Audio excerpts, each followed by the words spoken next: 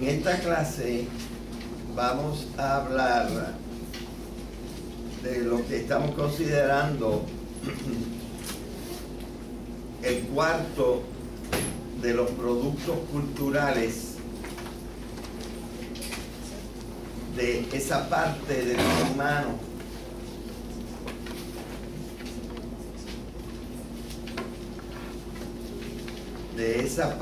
ser humano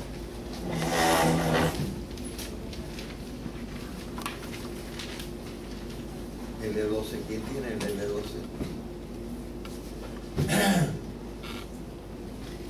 Que se llama la cognición,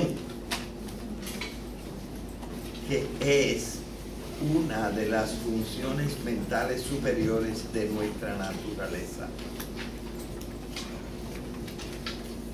Nuestra naturaleza ha desarrollado la cognición en una forma que no la ha desarrollado ninguna otra especie. Y ha producido cosas que la cultura usa.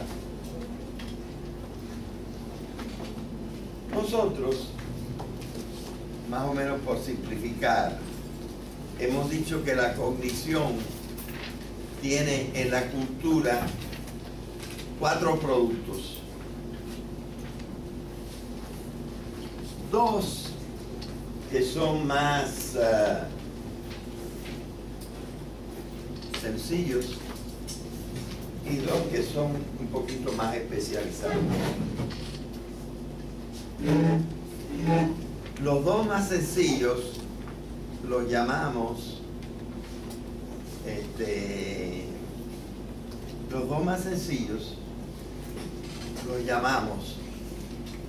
los saberes populares y la sabiduría popular. Pero yo diría que la sabiduría popular incluye productos bastante elevados, algunos de los cuales han sido recogidos en libros que son muy venerados. Así, por ejemplo, yo he citado el libro que se llama Las Analecta de Confucio.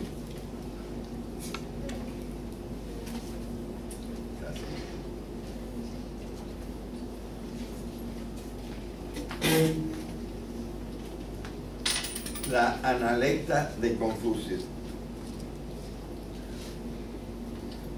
Analecta quiere decir más o menos colección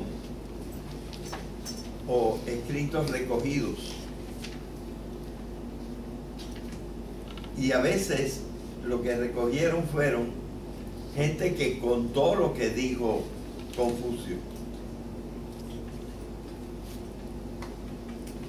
Entonces son expresiones de cómo los padres deben cuidar a los hijos, qué cosa es un buen rey. Y eso lo puede decir cualquiera, pero en este caso lo dijo Confucio.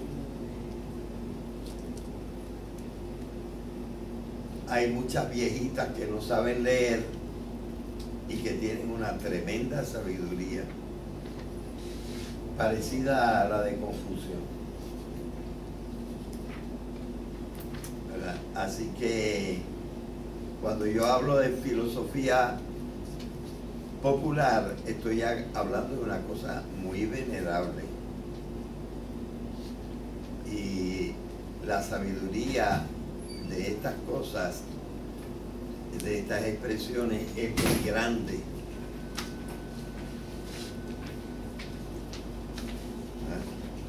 Es muy grande esta sabiduría de estas cosas.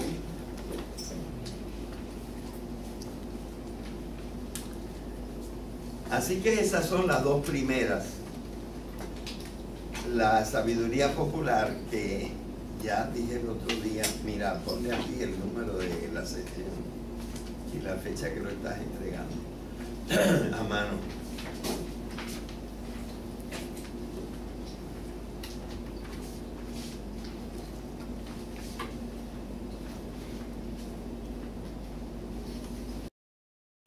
Y que esta sección es la L12.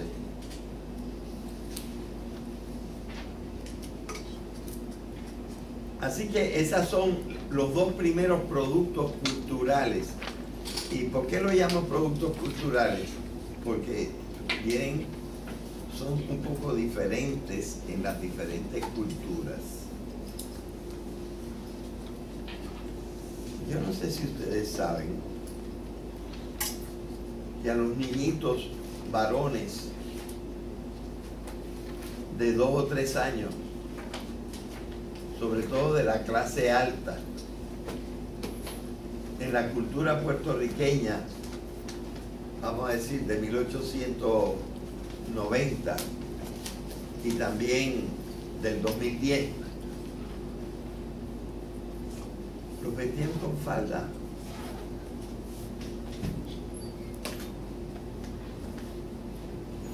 Es decir, que en la cultura puertorriqueña, los niñitos chiquitos, aunque fueran varones, también se vestían con falda, por lo menos los de la clase alta.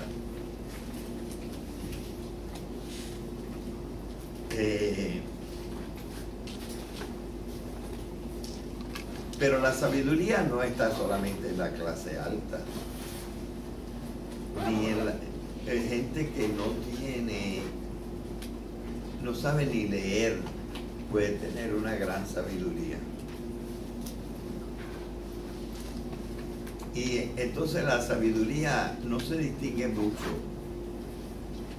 entre la sabiduría popular y la sabiduría de los grandes sabios de la antigüedad. Aunque claro, a veces estos grandes sabios de la antigüedad logran decirlo un poquito mejor, ¿verdad? Pero eso pertenece a algo que es bastante natural, los productos naturales de la cultura, si se puede decir. En vez de decir naturales, los estoy llamando populares. Pero muchos son muy buenos.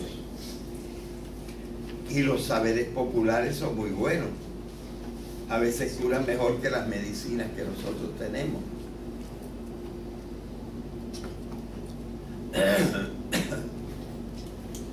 Y son productos culturales, pero vienen también de la cognición. Ahora, estos dos productos culturales, los saberes populares, incluyendo el arte popular, y luego la sabiduría popular, que saca reflexiones sobre la vida y todo eso, son los dos primeros, pero se pueden refinar.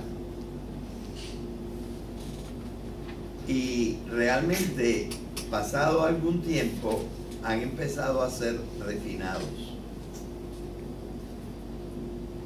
El saber popular, pudiéramos decir que se ha refinado en lo que ahora llamamos la ciencia. Y ya yo he dedicado como 3 o 4 clases a hablar de la ciencia. Y la sabiduría popular se ha refinado en lo que se llama la filosofía.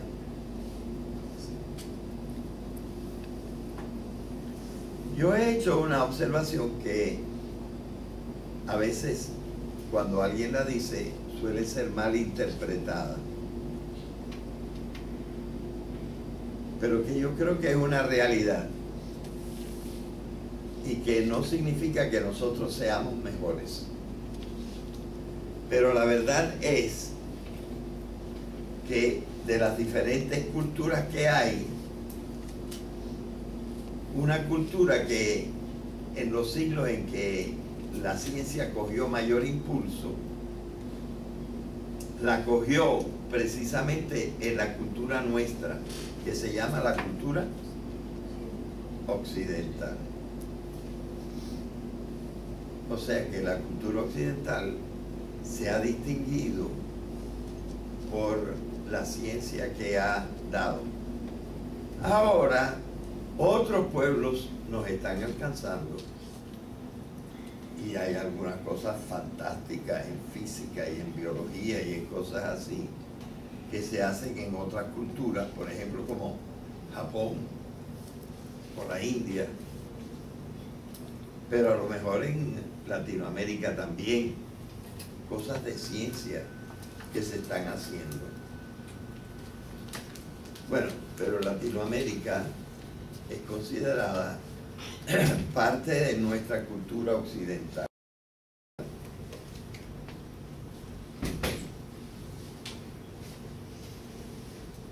Así que la ciencia se ha desarrollado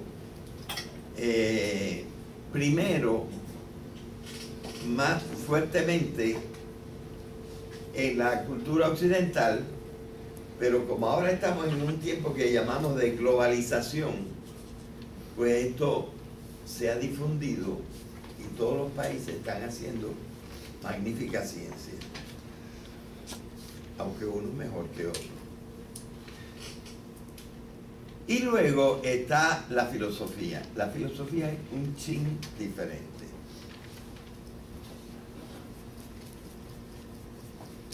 Y aquí yo puedo ser mal interpretado.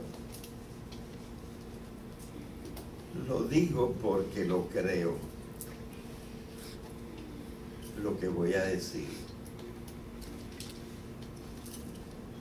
La filosofía, que yo digo que es un refinamiento de la sabiduría popular, en nuestra cultura, que es la cultura occidental, es un poco diferente de la sabiduría, donde quiera que esté la sabiduría.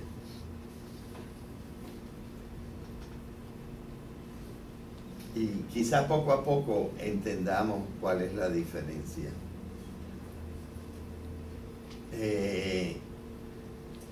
Podemos decir esta frase: la filosofía es en gran medida la manera de hacer sabiduría en la cultura occidental. Aunque luego se ha copiado ya bastante en las otras culturas.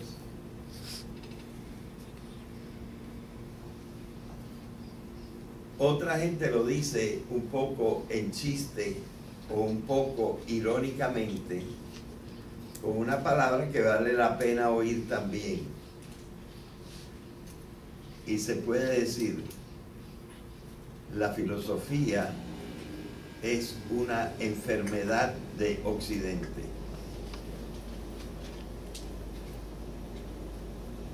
Porque también ha dicho tantos disparates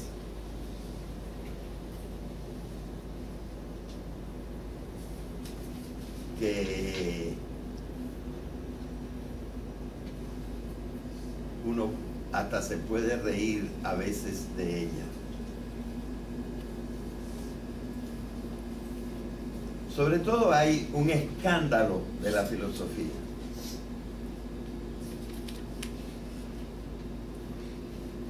Yo creo que en una clase ya yo mencioné esto, pero lo quiero dejar otra vez para récord.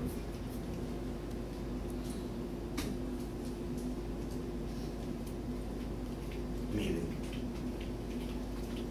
tanto la filosofía como los saberes populares, como la sabiduría, todo, la ciencia sobre todo,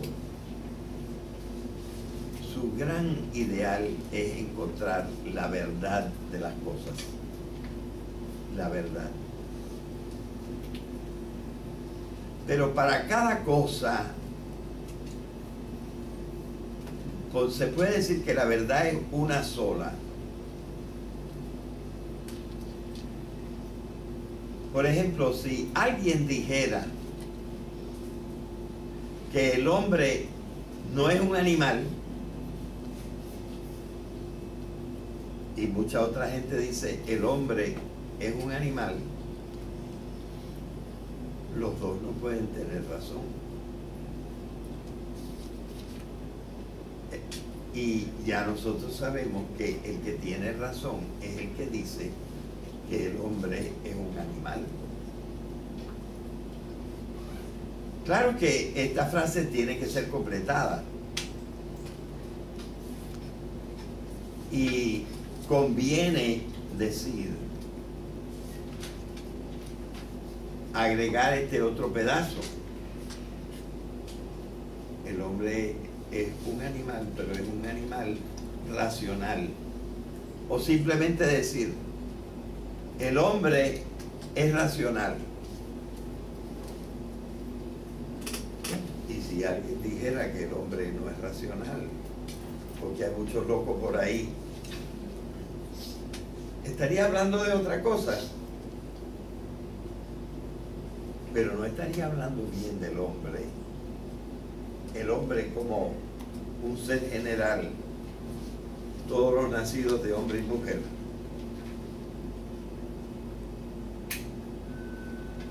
Así que nada más puede haber una verdad sobre el hombre, que es animal y que es racional. Si tú dijeras una cosa que contradice lo de arriba o lo de abajo, la animalidad o la racionalidad del hombre, te estás yendo de la verdad. Luego, la verdad tiene un sentido en que es una sola. No puede ser verdad una cosa y su contraria. Esto lo puedo decir en esta otra forma. La verdad tiende inevitablemente a la verdad, a la unidad. Repito, la verdad tiende inevitablemente a la unidad, a decir de cada cosa siempre lo mismo.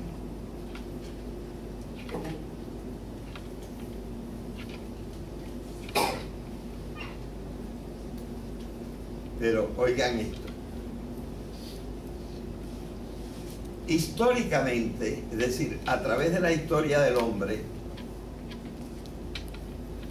la filosofía ha dicho cosas muy diferentes y contrarias acerca del hombre y acerca de muchas otras cosas también. Este es el gran escándalo de la filosofía. Siempre ha estado cambiando y ha dicho cosas que alguna gente las considera una verdad como un templo y otra gente la considera una estupidez. Y esto lo ha hecho en todos los siglos.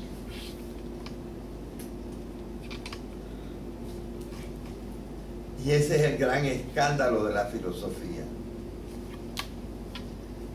Claro, lo que indica es que los hombres todavía no hemos llegado demasiado lejos en filosofía. Y es una cosa que tendremos que ir corrigiendo. Porque, por ejemplo,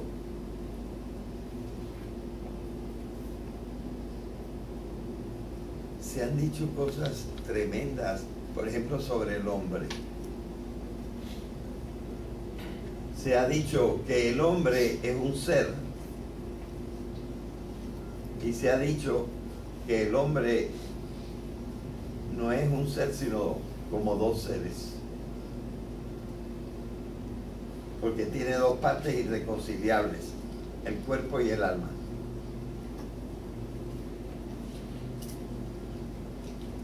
Se ha dicho que el hombre no viene de los animales. Y claro, también se ha dicho que el hombre viene de los animales.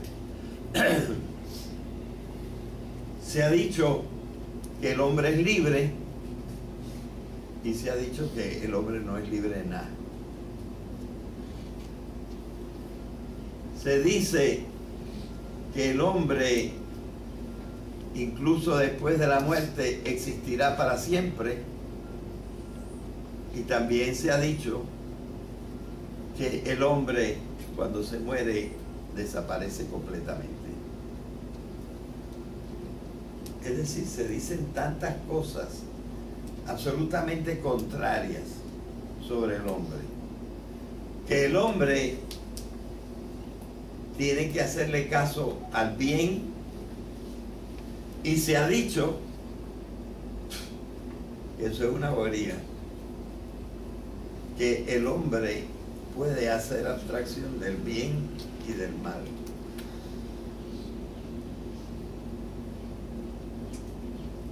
Se ha dicho, pero eso ya casi no es filosofía,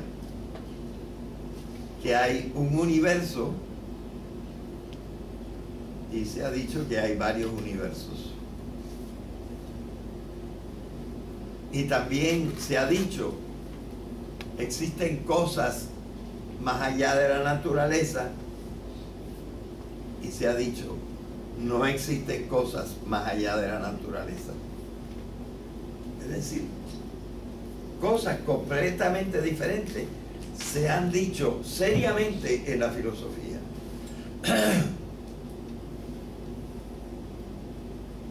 Así que estamos como en el escándalo de lo que es la verdad, porque es muy difícil probar cuál de esas opiniones contrarias es verdadera y cuál es la falsa. Pero no podemos vivir sin filosofía, sin hablar de estas cosas. Y por ejemplo también, sin considerar la eventualidad de que exista una divinidad. Y hay quien dice que sí, y hay quien dice que no. Y eso no se puede dejar al hay quien dice. Habría que investigarlo, porque cambia bastante lo que, por ejemplo, un hombre deba hacer en su vida.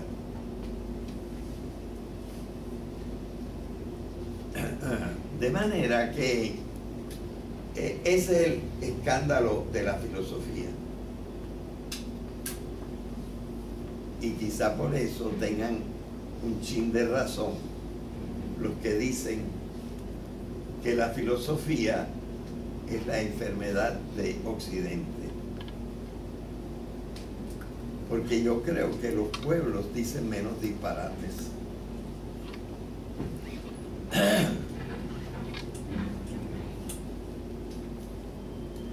Bueno,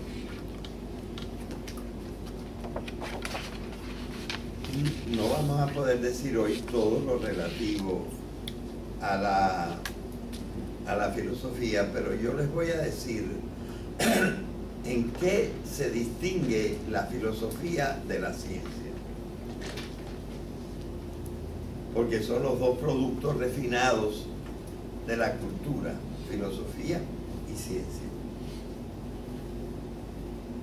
Claro, lo primero que vamos a decir es que no se distinguen al 100%.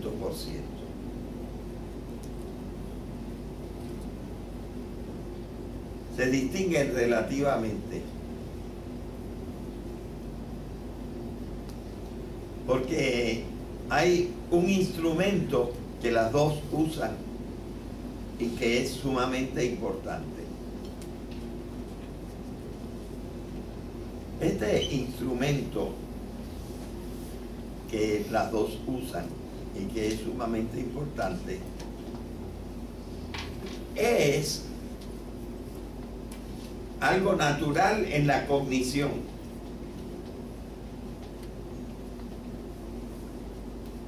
natural en la naturaleza humana, pero completamente ausente en los demás animales. Esto que es natural en la cognición humana se llama un proceso que se llama abstracción.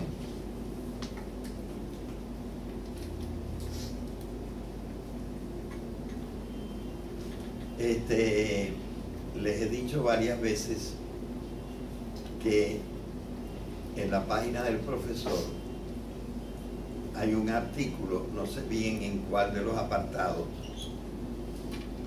creo que está entre los escritos editados de Villalón,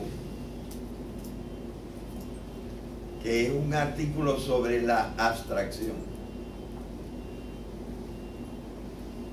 Tanto la ciencia como la filosofía necesitan de la abstracción.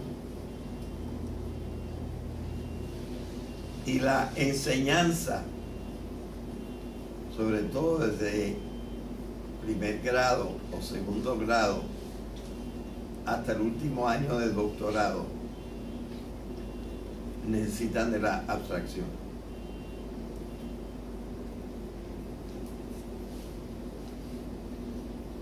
Bien. Hay un pensamiento que no es abstracto. Por ejemplo, cuando yo digo, mira esta hormiga, o digo, mira allí a mi perra Cleo, allí no hay abstracción. Mira el pomito, mira el papelito, allí no hay abstracción. Porque estoy hablando de cosas.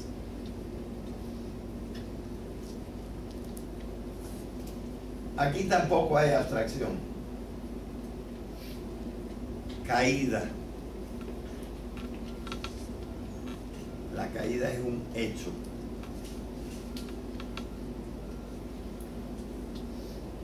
Los hechos son lo que le pasa a las cosas.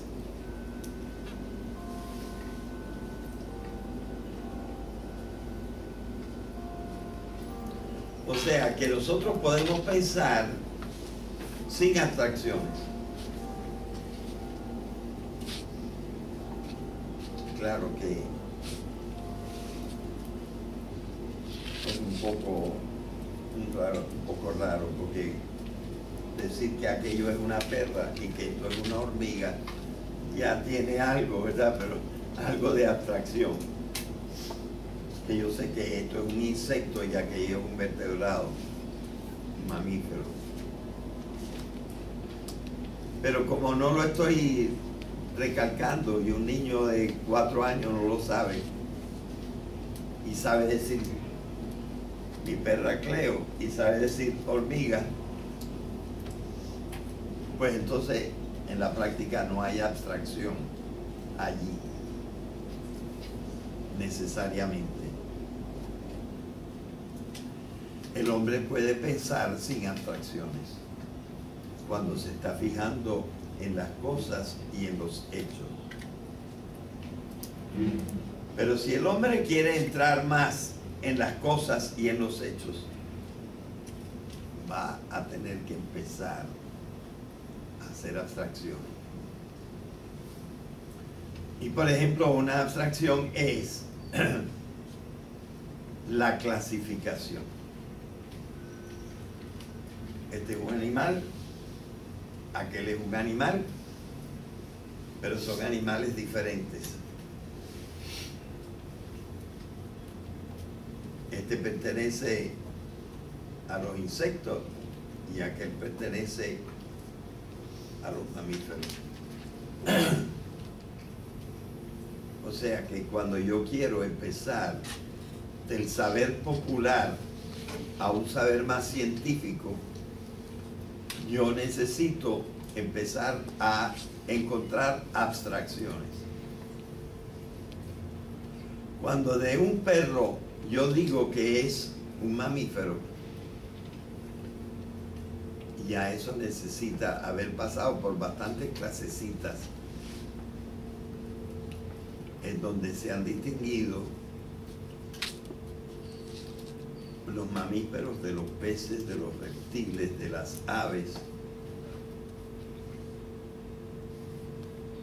y se ha entrado en los vertebrados. En los vertebrados ya entramos antes, pero se ha estado clasificando.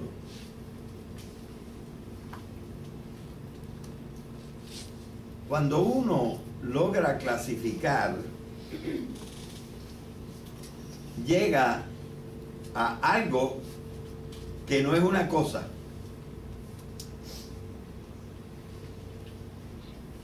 Es un concepto.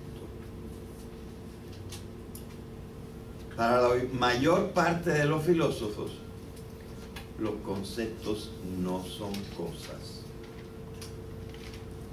Son algo diferente. Y naturalmente, todos los conceptos son abstractos.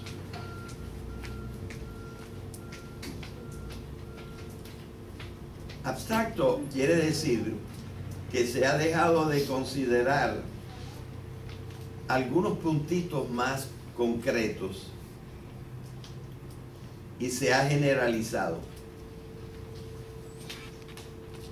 sacando cosas que son más esenciales en las cosas.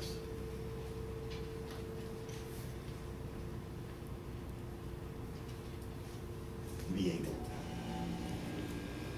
Ahora volvamos a lo que queremos explicar.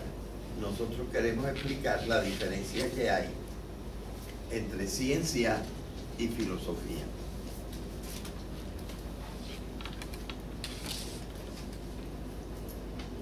Ya hemos dicho que la ciencia tiene un interés directo en las cosas y en lo que le pasa a las cosas, que son los hechos.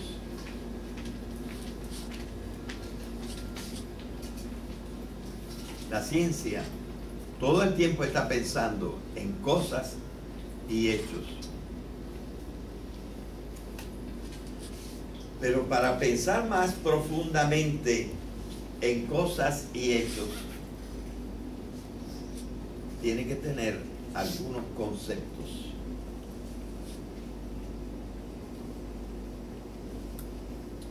En el artículo sobre la abstracción hay un cuadrito en que se ha puesto un ejemplo de cómo una abstracción se monta sobre otra abstracción. Así que yo tengo una abstracción de primer grado y luego yo puedo hacer una abstracción de la abstracción de primer grado y es una abstracción de segundo grado. Y entonces yo puedo hacer una abstracción de la abstracción de segundo grado y la convierto en una abstracción de tercer grado. Y en la tablita de ejemplo que hay en el artículo se han puesto 16 abstracciones pasando de la una a la otra.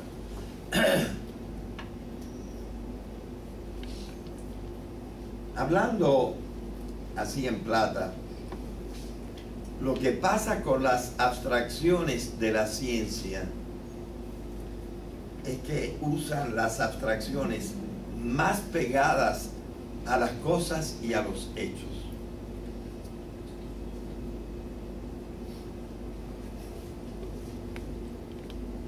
Por ejemplo, en la ciencia física y química se usa el concepto de densidad.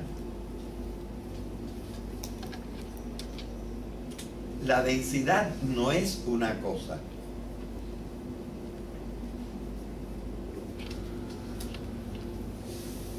Es algo que habla de la relación que ciertas propiedades de las cosas tienen entre sí. La densidad es una relación, dicho en barato, entre el peso y el volumen.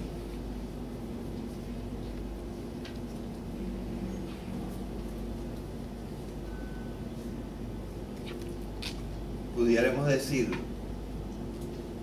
entre la cantidad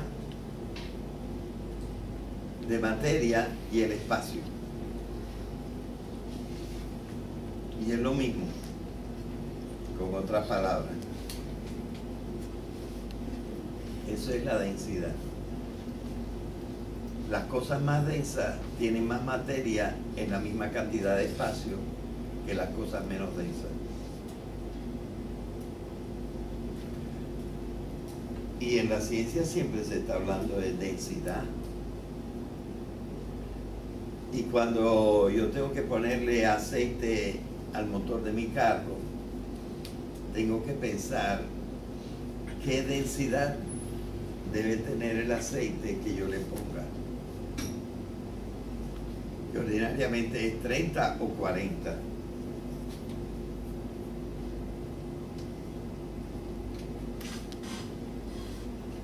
Pero si quiero ponerle 90, pues ahí la cosa cambia y mi carro no va a funcionar bien a lo mejor. Pero hay aceite de 90 grados de densidad. Así que yo tengo que distinguir y yo tengo que aplicar en la ciencia estos conceptos. Pero fíjense que cuando yo hablo del concepto de densidad, lo estoy refiriendo siempre a una cosa concreta. Al aceite, al alcohol, al mercurio, al agua, que tienen densidades diferentes. Así que, aunque tengan el mismo volumen, entonces el peso es diferente. Porque la densidad de estos es diferente y es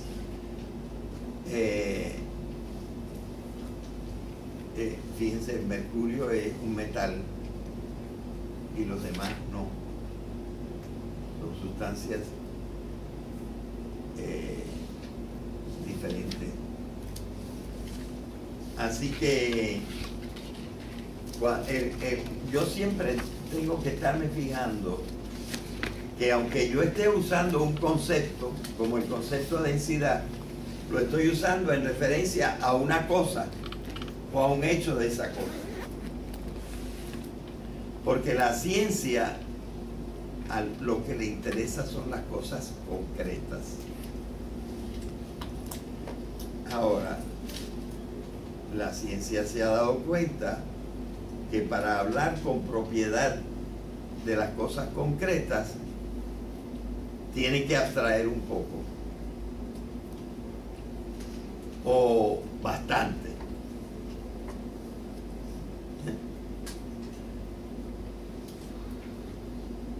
Pero uno puede hablar de cosas concretas o puede hablar de cosas muy generales, tan generales que uno se está refiriendo a todo.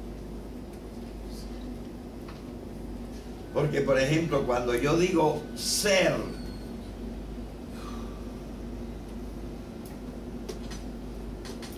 ¿qué cosa no es ser?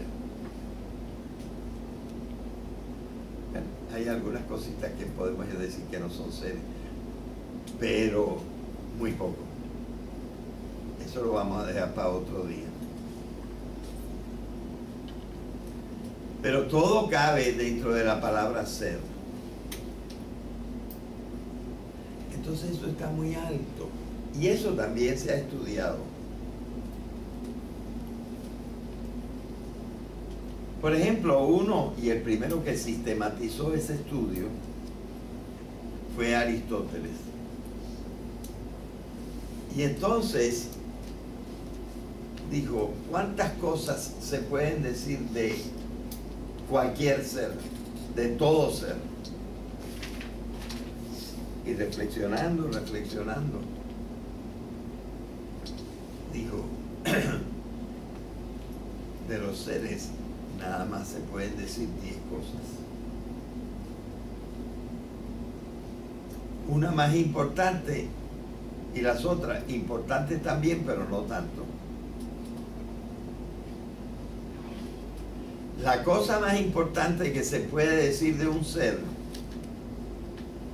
es decir, aquello que tiene, que si no lo tuviera, no sería ese ser. Y eso se llama la esencia. Por ejemplo, del hombre, yo tengo por fuerza decir que es un animal.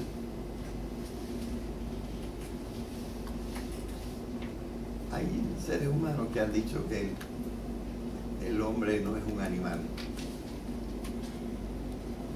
pero se equivocan. Pero del hombre yo tengo que decir también que es racional.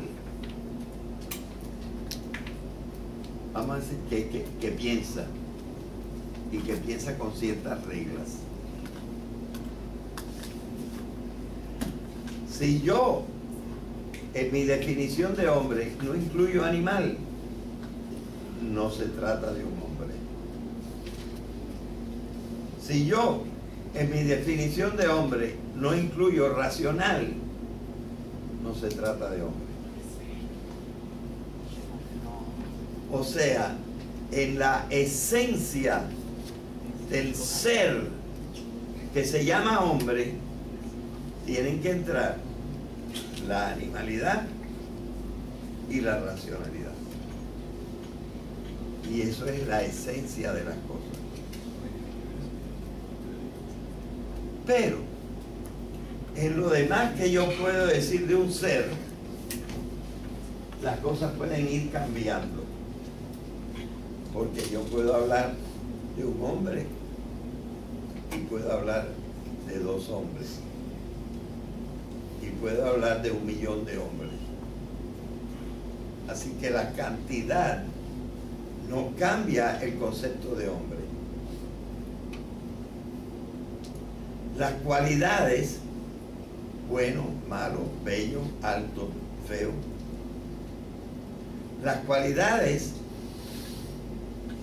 no cambian el concepto de hombre. El lugar donde estén, la ubicación, no cambia el concepto de hombre. El tiempo en que vivió no cambian el concepto de hombre. Las acciones que esté tomando no cambian el concepto de hombre. Lo que esté sufriendo, lo que esté recibiendo, aunque sea la luz, no cambia el concepto del hombre, la pasividad. Las relaciones, si es el padre o es el hijo, no cambian el concepto del hombre. Ambos son hombres. El modo en que está sentado o en que está de pie no cambia el concepto del hombre. El valor no se aplica tanto, se aplica por ejemplo en el amor. Si yo lo amo más o lo amo menos, eso no le quita nada de ser hombre. Por lo tanto, estos últimos conceptos se llaman accidentes, es decir, sucedieron, pero no transforman el ser del hombre, esencialmente. Bueno, ahí yo estoy manejando algunos de los conceptos más altos. El concepto más alto, ya hemos casi llegado a esa conclusión, es el concepto de ser. Pero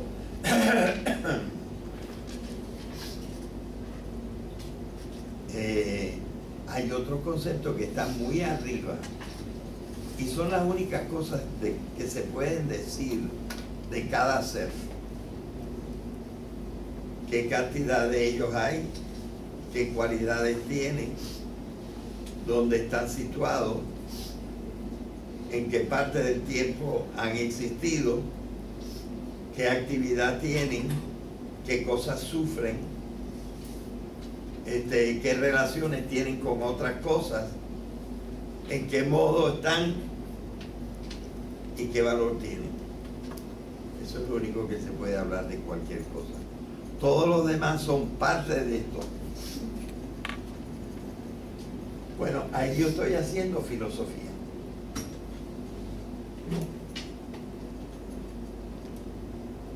Hay otro concepto que yo creo que yo voy a entrar en ellos, que también son muy generales, tan generales como el ser. Pero de eso hablamos otro día. ¿Qué diferencia con la ciencia, que siempre está considerando los hechos concretos y lo que va a pasar?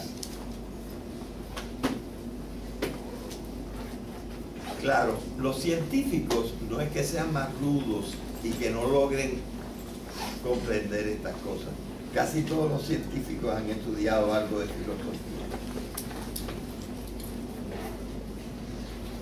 Y muchos científicos van subiendo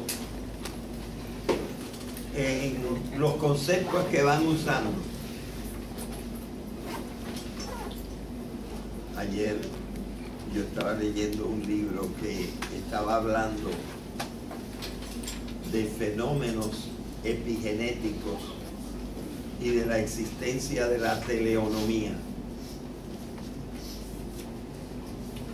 Y estaba escrito por un biólogo. Y son conceptos altísimos.